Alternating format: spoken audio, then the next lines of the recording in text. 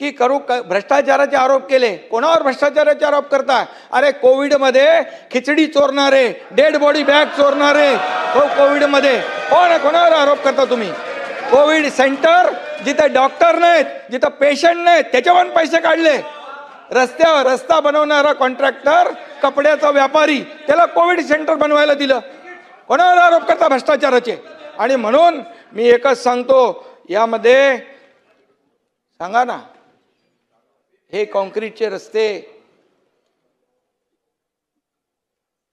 सुरू झाले, कॉन्क्रीटचे रस्त्याचं ऑडिट करा, हे करा. अरे बिलकुल करायलाच पाहिजे. कॉन्क्रीटचे रस्ते सुरू झाल्यानंतर 25 वर्ष दुरुस्ती नाही त्याच्यामध्ये. मग दरवर्षी दुरुस्ती करून, काळ्याचं पांढरं करून, त्यामध्ये दुरुस्तीच्या नावाखाली पैसे काढायचं काम कोण करत होतं? अरे आम्ही तर डीप क्लीन ड्राईव्हने रस्ते धुवायला गेलो, तुमच्या लोकांनी तर त्याच्या तिजोऱ्या धुतल्या आतापर्यंत. बोलायला आम्हाला पण बोलायला येतं. मिठीमध्ये मिठीतला गाळ कोण काढतोय? कोण आहे? कॉन्ट्रॅक्टर.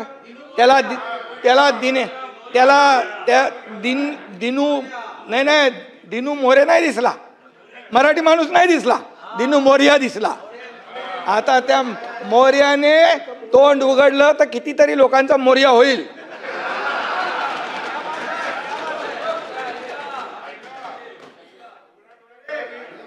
आणि म्हणून बोलताना, आरोप करताना असे आरोप करा कि जो शीशे के घर में रहता है वो दूसरे के घर पे पत्थर नहीं फेंका करता है. अरे आम्ही लोक प्रामाणिकपणे काम करतोय. तुम्हाला सांगतो, कॉन्क्रीटचे रस्ते कधी बघायला मिळाले असते का? आज हा कोस्टल रोड सुरुवात केली BMCने, पण कोस्टल रोडला फास्ट कंप्लीट कोणी केला? अटल सेतू आता जातो ना नव्या मुंबईमध्ये आपण, किती मिनिटामध्ये? 15 ते 20 मिनिटामध्ये. हे सगळं आहे ना, हे सगळ्या गोष्टी आहेत. आणि म्हणून मी एवढंच सांगतो की या सगळ्यामध्ये पैसे घेण्याचं काम, भ्रष्टाचार करण्याचं काम हे सगळं आहे. मला त्याच्याशी म्हणजे ह्याच्यामध्ये जायचं नाही, परंतु एवढंच आहे की जेव्हा तुम्ही भ्रष्टाचाराचा आरोप करता, त्या आरोप करताना आत्मपरीक्षण करण्याची आवश्यकता आहे. सगळे ऍक्टर दुनिया मोरिया.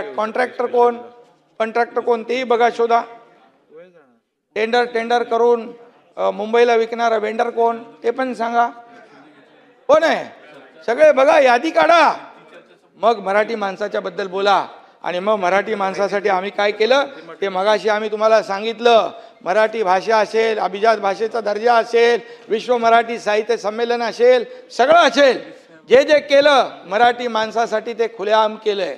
आणि म्हणून खऱ्या अर्थाने या एवढ्या वर्षामध्ये मुंबईची स्थिती जी आहे, एवढे पैसे असताना म्हणाले डिपॉझिट गेलं, डिपॉझिट संपलं, एवढी कामं करून सुद्धा भास्करराव या ठिकाणी एवढी कामं सगळी केली लाखो ह्याची, तरी सुद्धा ते डिपॉझिट कुठल्याही परिस्थितीमध्ये जे आहे, ज्या पद्धतीने आरोप करतात तसं काही नाही. ही वस्तुस्थिती आहे.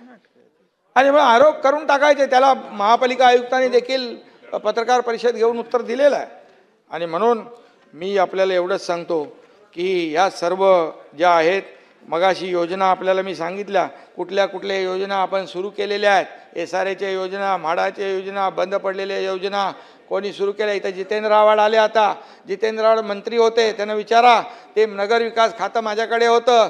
जेव्हा यायचे फाईल घेऊन मी सही करायचो की नाही, ताबडतोब उभ्या सही करायचो. आणि त्याचबरोबर अरे पॉझिटिव्ह घेतलं ना, त्याचबरोबर हो तुमची त्याचबरोबर आव्हाड साहेब तुमची स्तुती घ्यायला नाव घेतलं कसा.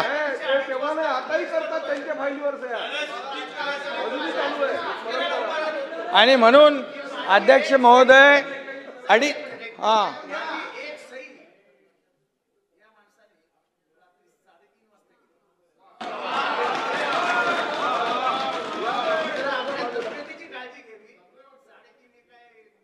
करण्याची वेळ नाही. बरं, पण 3:30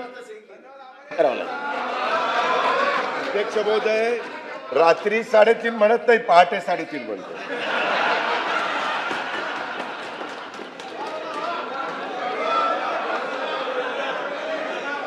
आणि म्हणून या ठिकाणी जे काम केलं ते काम बोलतंय आणि काम बोलतंय म्हणूनच महायुतीला झालेल्या विधानसभेमध्ये लँडस्लाईड मॅन्डेट या महाराष्ट्रातल्या जनतेने दिलं. अरे मी इथंच आहे, काही प्रॉब्लेम नाही आहे.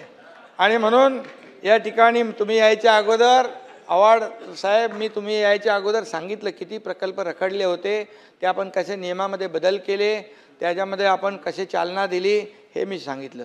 आणि हजारो लाखो घरं आता या मुंबईमध्ये होतील. मुंबईकर जो बाहेर गेलेला आहे तो पुन्हा मुंबईत येईल, ही भूमिका आपली होती. आणि म्हणून या ठिकाणी होऊन जाऊ द्या. काय तुम्ही पण काय केलं, आम्ही पण काय केलं, सांगा सांगा, ओपन आपली चर्चा होऊ द्या.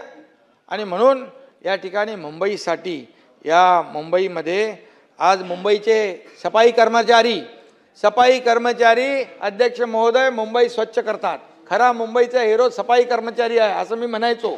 डीप क्लीन ड्राईव्हला जायचो, नाले सफाईला स्वतः मुख्यमंत्री असताना मी गेलो आणि तेव्हा त्यांच्या वसाहतींमध्ये मी गेलो. त्या वसाहती एवढ्या म्हणजे दुर्लक्षित होत्या.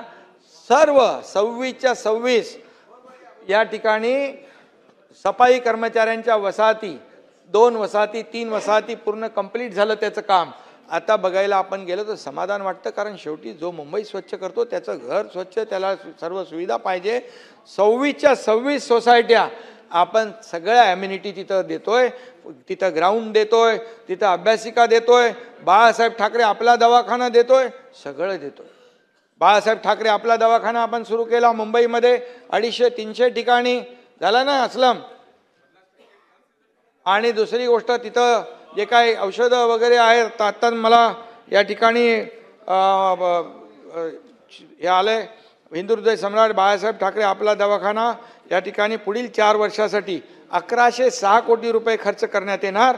आणि त्याला बेसिक आणि ॲडव्हान्स अशा टेस्ट देखील त्याच्यामध्ये केल्या जातील. आणि म्हणून हे सगळं जे आहे, हे सगळं मुंबईच्या खड्ड्यांच्या तक्रारीचं ऑनलाईन पोर्टल कार्यान्वित केलेलं आहे. आणि खड्डे तपासणीसाठी IIT मुंबई यांच्याबरोबर भास्करराव करार केलेला आहे, IIT मुंबई बरोबर. म्हणजे निकृष्ट दर्जाचं काम कोणालाही करता येणार नाही.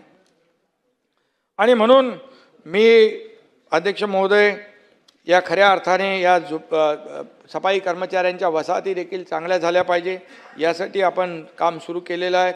एवढंच नाही तर त्यांच्या मुलांसाठी आपण योजना सुरू केली. त्यांना उच्च शिक्षण घ्यायचं असेल, परदेशी जाऊन शिक्षण घ्यायचं असेल तरीसुद्धा मुंबई महापालिकेने एक योजना सुरू केली. सफाई कर्मचाऱ्याच्या मुलांनी काय सफाईच करावी असं काही नाही आहे. आणि म्हणून ती देखील योजना आपण करून घेतली. योजना सुरू करणं हे पहिल्यांदा महाराष्ट्राच्या इतिहासामध्ये होतं आहे.